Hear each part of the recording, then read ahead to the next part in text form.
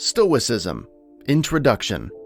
Stoicism is an ancient Greek school of philosophy of Hellenistic period, which was founded by Zeno of Citium, circa 300 BC in Athens, as a refinement of Cynicism, which teaches about self-control and courage, fortitude to be exact, as way of reducing negative emotions.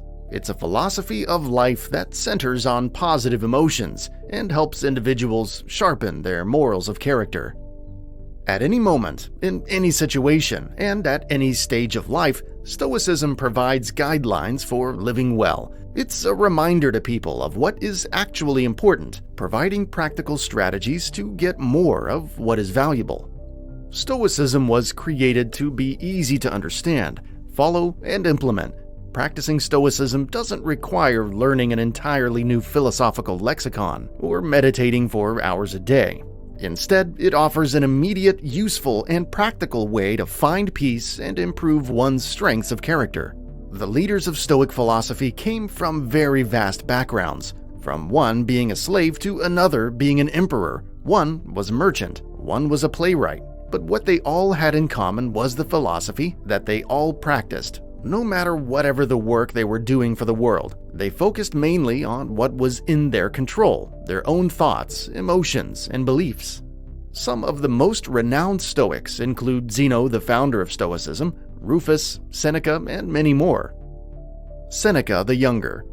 Probably one of the most noticeable and prominent Stoics in history was Seneca. Born in Spain, he pursued a career in politics and became a financial clerk in Rome around 1st century AD. His life took a sharp turn when he was exiled to Corsica for a decade by Claudius, the emperor, due to the accusation of adultery with the emperor's niece, and was recalled at the condition of tutoring a young boy, Nero, son of Claudius, who was to become emperor one day. The charitable view would hold that Seneca did his best to rein in the excesses of the young Nero, but when he accepted that this was a lost cause, as Nero turned out to be one of the most tyrannical emperors in the history of Rome, he did his best to extricate himself from the situation and retire from public life as much as he could. The subsequent plot against Nero became connected with his name, and he was forced to commit suicide, an event graphically described by the historian Tacitus. However one looks at it, Seneca's life was marked by a series of extreme ups and downs. As a philosopher, he aligned himself with the school of Stoicism, and his works were one of the most complete works in Stoicism, and he is a vital source of information on various topics. Not only did he write a number of essays dealing with practical issues such as mortality, anger, but also leisure, peace, happiness. He also wrote about a handful of topics in the natural sciences, rivers, thunder and lightning, earthquakes, comets, and he gave us a substantial body of dramatic work. Lessons from Seneca. Out of all of the remarkable work Seneca left behind for us, following are some of the key ideas and lessons we can extract for us to understand what message he wanted to deliver that might be useful for us today. 1. Keep calm. There is nothing more harmful than a state of being out of control, or so Seneca argued in his essay on anger. He wrote, quote, "The best plan is to reject straight away the first incentives to anger, to resist its very beginnings, and to take care not to be betrayed into it. For if once it begins to carry us away, it's hard to get back again into a healthy condition, because reason goes for nothing when once passion has been admitted to the mind, and has by our own free will been given a certain authority.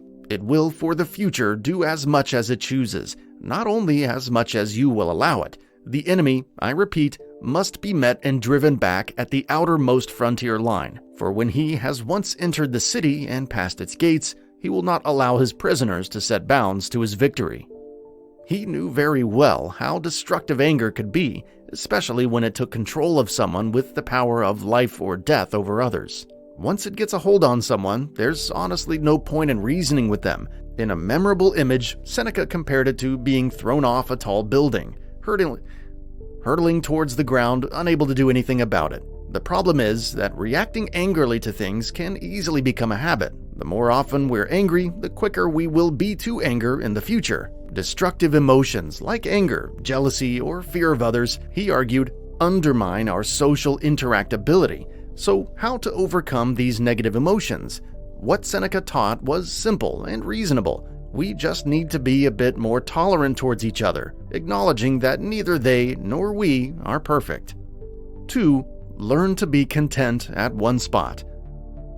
A lot of people believe reaching a certain place will bring them happiness and help them get rid of their problems. They are never content with what they have in the moment, rather, always restless about where they have to be in the next moment. And this is what false assurity to bring peace to oneself feels like.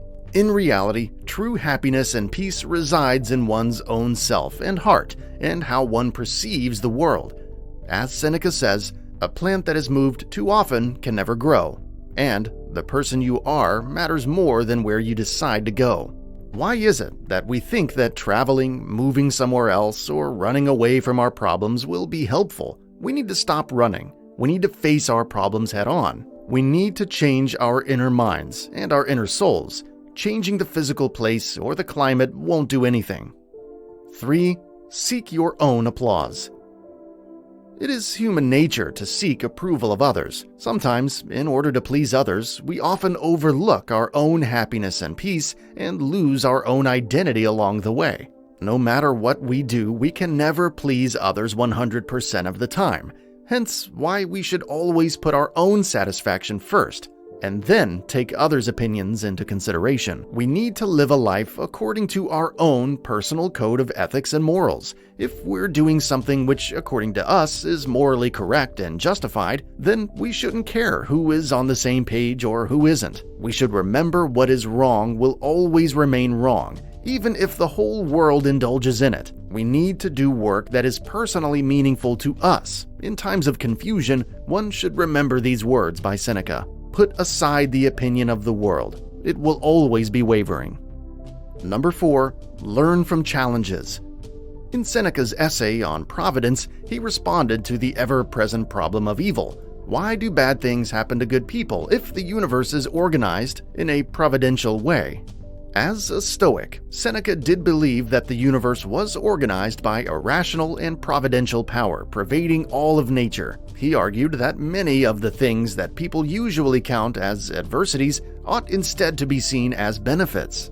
We'd all prefer to be healthy rather than sick, but the Stoics claimed it is still possible to enjoy a good life even when sick, so long as one has a virtuous character. With this in mind, Seneca argued that many so-called adversities are not only not genuinely bad, but in fact do us good.